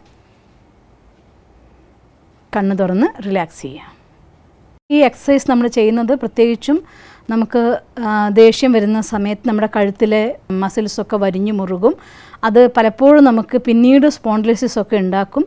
ഇത് ചെയ്യുമ്പോൾ നമ്മുടെ ശരീരത്തിലെ കഴുത്തിലെ ഞരമ്പുകളെല്ലാം റിലാക്സ്ഡ് ആവും. അത് നമ്മളെ വളരെയധികം സഹായിക്കും. അതുകൊണ്ട് കണ്ണുകൾ അടച്ച ശേഷം നിങ്ങളുടെ കൈകൾ റിലാക്സ് ചെയ്ത് കാലുമ്മ വിശ്രമിക്കാൻ വെച്ച് പരമാവധി ശ്വാസം ഉള്ളിലേക്ക് എടുത്തുകൊണ്ട് നട്ടിൽ നിവർന്ന് മാക്സിമമായിട്ട് ശ്വാസം ഉള്ളിലേക്ക് എടുക്കുക. ശ്വാസത്തിനെ പതുക്കെ പുറത്തേക്ക് വിട്ടുകൊണ്ട് താടിയെല്ല് നെഞ്ചോട് ചേർക്കുക. ശ്വാസം പൂർണ്ണമായി പുറത്തേക്ക് വിട്ടുകൊണ്ട് ശ്വാസം എടുത്തുകൊണ്ട് വീണ്ടും ഉയരുക. Maximum straight പൊസിഷനിലാവുക. വീണ്ടും ശ്വാസം വിട്ടുകൊണ്ട് നെഞ്ചിനോട് ചേർക്കുക. വീണ്ടും ശ്വാസം എടുക്കുക. വീണ്ടും ശ്വാസം വിട്ടുകൊണ്ട് താടിയെല്ല് നെഞ്ചിനോട് ചേർക്കുക. ഈ ആസനം നമ്മുടെ നട്ടെല്ലിലേക്കുള്ള പൂർണ്ണമായിരിക്കുന്ന സ്ട്രെസ്സിന് റിലാക്സ് ചെയ്തുകൊണ്ട് നമ്മുടെ ശരീരത്തിലെ റിലാക്സേഷൻ നമ്മളെ ഫീൽ ചെയ്യിക്കും. ഒപ്പം നിങ്ങളുടെ ശ്രദ്ധയെ മറ്റു കാര്യങ്ങളിൽ നിന്ന് മാറ്റി മനസ്സിന് റിലാക്സ് ചെയ്യാൻ വേണ്ടി സഹായിക്കുന്ന ഒരു എക്സസൈസ് കൂടിയാണ്. ഇതെല്ലാം പ്രാണായാമത്തിൻ്റെ ഭാഗങ്ങളാണ്. ഇത് ചെയ്യുന്ന സമയത്ത് നിങ്ങളിതുപോലെ കംഫർട്ടബിൾ ആയിട്ടുള്ള പോസ്റ്റിലിരിക്കുക. ചമ്രം പടിഞ്ഞിരിക്കാം. ഇനി അത് പറ്റാത്ത ആളുകൾക്കാണെങ്കിൽ കസേരയിൽ റിലാക്സ്ഡ് ആയിട്ടിരിക്കണം. പക്ഷേ ഒരു കാര്യം നിർബന്ധമായിട്ട് ശ്രദ്ധിക്കണം, നമ്മുടെ നട്ടെല്ല് നിവർന്നിരിക്കുന്നുണ്ടായിരിക്കണം. ശ്വാസം പതുക്കെ ഉള്ളിലേക്ക് വലിക്കുക. കഴിഞ്ഞ ശേഷം നന്നായി നിറഞ്ഞു കഴിഞ്ഞാൽ കൈകളെ കാലിൽ പതിപ്പിച്ച് വയ്ക്കുക. ഈ രീതിയിൽ ശക്തിയായി ശ്വാസം പുറത്തോട്ട് വിട്ടുകൊണ്ട് മുന്നോട്ട് കുനിയുക. Maximum relax. വീണ്ടും കൈകളെ മുദ്രയിൽ കൊണ്ടുവരിക. ശ്വാസം നന്നായിട്ടുള്ളിലേക്ക് വലിക്കുക. കൈകൾ കാലിൽ കുത്തി വയ്ക്കുക. ശക്തിയായി പുറത്തേക്ക് ശ്വാസം വിട്ടുകൊണ്ട് മുന്നോട്ട് റിലാക്സ്. ഒരു പ്രാവശ്യം കൂടി ശ്വാസം ഉള്ളിലേക്ക് നന്നായിട്ട് എടുക്കുക. നട്ടിൽ നിവർന്ന് നിൽക്കണം. കൈകൾ കാലിൽ കുത്തിവെക്കുക. ശക്തമായിട്ട് ശ്വാസം പുറത്തോട്ട് മുന്നോട്ട് റിലാക്സ്. ഇത് 3 പ്രാവശ്യം മാത്രം നിങ്ങൾ ചെയ്താൽ മതിയാവും. ഇത്തരത്തിൽ യോഗാസനങ്ങൾ നിങ്ങൾക്ക് കഴിയുമെങ്കിൽ നിങ്ങളുടെ ഓഫീസിലാണെങ്കിൽ പോലും ഇതുപോലെ 2-3 തവണ ചെയ്ത് കഴിഞ്ഞ ശേഷം ഒരു പ്രാവശ്യം ചെയ്യണമെങ്കിൽ മാക്സിമം 5 മിനിറ്റ് മതിയാവും. നിങ്ങൾ വല്ലാതെ ഡിസ്റ്റർബ്ഡ് ആയി തോന്നുകയാണെങ്കിൽ ഇതുപോലെ ചെയ്യുക. ഒപ്പം ഇതിന് കൂടെ ചേർത്ത് ആഡ് ചെയ്ത് എടുക്കുന്ന സമയത്ത് കൂൾ വൈബ്രേഷൻസ്, പുറത്ത് പോകുന്ന സമയത്ത് ഹോട്ട് വൈബ്രേഷൻ പോകുന്നതായിട്ട് ഫീൽ ചെയ്തുകൊണ്ട് ചെയ്താൽ നിങ്ങൾക്ക് പെട്ടെന്ന് നമ്മുടെ മൈൻഡിന് മേലെ ഒരു ചെറിയ കൺട്രോൾ കൊണ്ടുവരാം. ഒപ്പം രാജയോഗം നിങ്ങൾ പഠിക്കുകയാണെങ്കിൽ ഒരുപാട് സഹായമാവും. ഹാഫ് ആൻ അവർ മെഡിറ്റേഷൻ, നമ്മൾ നേരത്തെ പറഞ്ഞ എല്ലാ കാര്യങ്ങളും. ഇനി കുറച്ച് സമയം നമുക്ക് ഡീപ്പ് മെഡിറ്റേഷനിലേക്ക് വേണ്ടി യാത്ര ചെയ്യാം.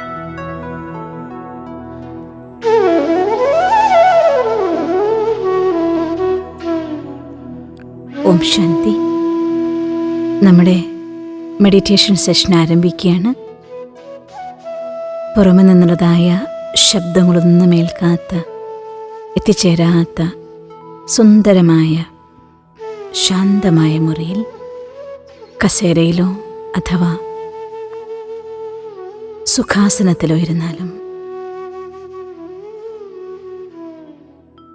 ഇന്ന് നമ്മുടെ ഏറ്റവും വലിയ ശത്രുവായ ക്രോധത്തെ ജയിക്കാനുള്ള തയ്യാറെടുപ്പിലാണ്. ജീവിതത്തിൽ ഒരുപാട് ദുഃഖം തന്ന ദുർവികാരമാണ് ക്രോധം. പലപ്പോഴും എനിക്ക് സംബന്ധങ്ങളിൽ സുഖം നഷ്ടമാക്കിയത് ഈ ഒരു വലിയ ശത്രുവാണ്. ഇന്ന് തീർച്ചയായും ഞാനതിനെ ജയിക്കും.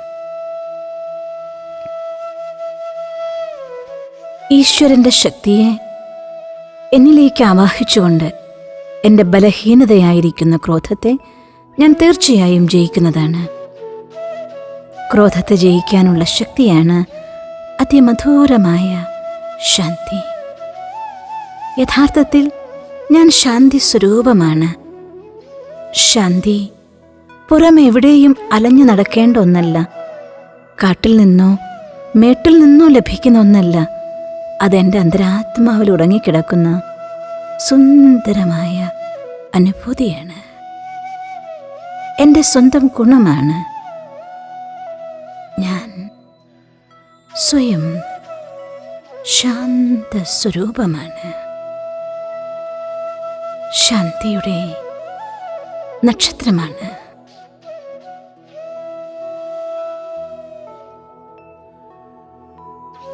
ഇന്ന് ഞാൻ എൻ്റെ ഈ ശാന്തി എന്ന ഗുണത്തെ തികച്ചും ശക്തമായി തന്നെ ഉണർത്തുന്നതാണ്. ഞാൻ ഈ ദേഹത്തിൽ നിന്ന്, ദേഹത്തിൻ്റെ ലോകത്ത് നിന്ന് വിഡ്രോ ചെയ്യാനുള്ള തയ്യാറെടുക്കുകയാണ്. ഞാൻ എൻ്റെ ശ്രദ്ധയെ കാലിൻ്റെ പെരുവിരൽ മുതൽ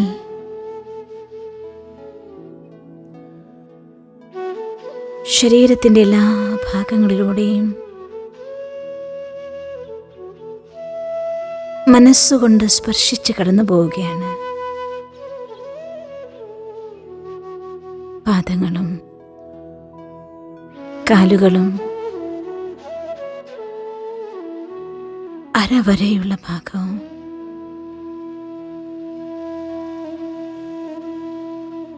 ഷോൾഡർ വരെയുള്ള ഭാഗം, കൈകളുടെ വിരലറ്റം വരെ,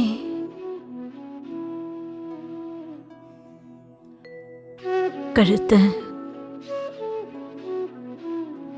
തല, മുഖത്തെ പേശികൾ,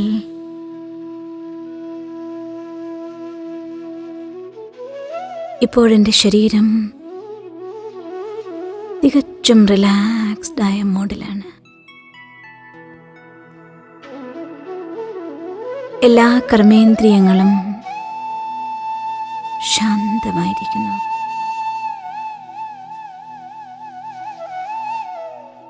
ജ്ഞാനേന്ദ്രിയങ്ങളും ശാന്തമായിരിക്കുന്നു.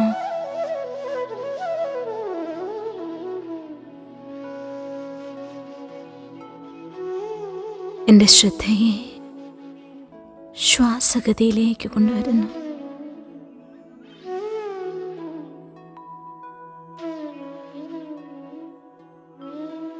ഞാൻ വായു അകത്തേക്കെടുക്കുമ്പോൾ ഇളം നീല പ്രകാശകിരണങ്ങളെ, ശീതളമായ കിരണങ്ങളെ വായുവിനൊപ്പം അകത്തേക്ക് സ്വീകരിക്കുന്നു.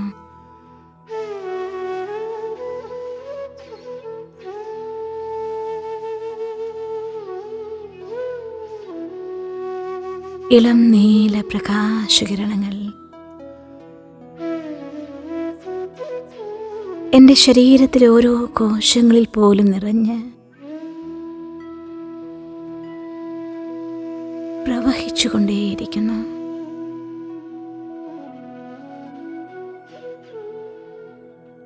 ഞാൻ എൻ്റെ ശ്രദ്ധയെ ഭ്രൂമധ്യത്തിലേക്ക് കൊണ്ടുവരികയാണ്.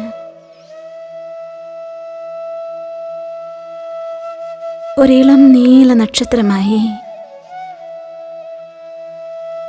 ഈ പ്രകാശ ശരീരത്തിനുള്ളിൽ ഞാനെന്ന സചേതന ശക്തി പ്രകാശിക്കുകയാണ്.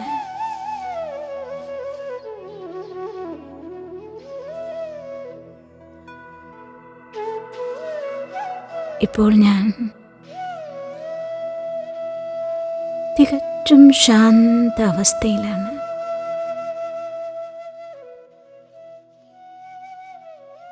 ശാന്തി സാഗരനായ പരമാത്മാ ഒരു ദിവ്യമായ ഇളം നീല നക്ഷത്രമായി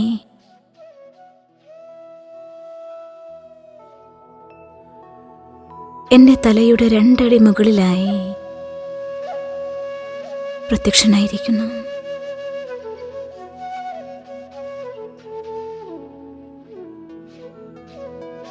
ഇളം നീല പ്രകാശകിരണങ്ങൾ ശാന്തി സാഗരന്റെ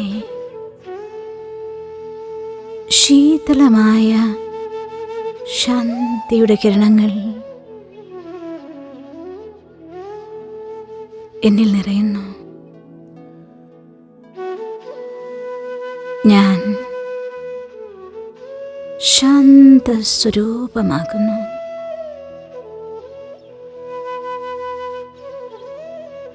ശാന്തി എൻ്റെ സ്വന്തം ഗുണമാണ്. ശാന്തിയുടെ ശീതളത എൻ്റെ മുഖത്തെ പുഞ്ചിരിയിലും കണ്ണുകളിലും പ്രകടമാകുന്നു. ശാന്തി സാഗരന്റെ ശീതളമായ കിരണങ്ങൾ എൻ്റെ കർമ്മേന്ദ്രിയങ്ങളെയും ജ്ഞാനേന്ദ്രിയങ്ങളെയും ശീതളമാക്കുന്നു. ഞാൻ ശാന്തമായ സുന്ദരമായ അവസ്ഥയെ അനുഭവം ചെയ്യുന്നു. ഞാൻ ശാന്തസ്വരൂപമായ ആത്മാ. ഞാൻ ശാന്തസ്വരൂപമായ ആത്മാ.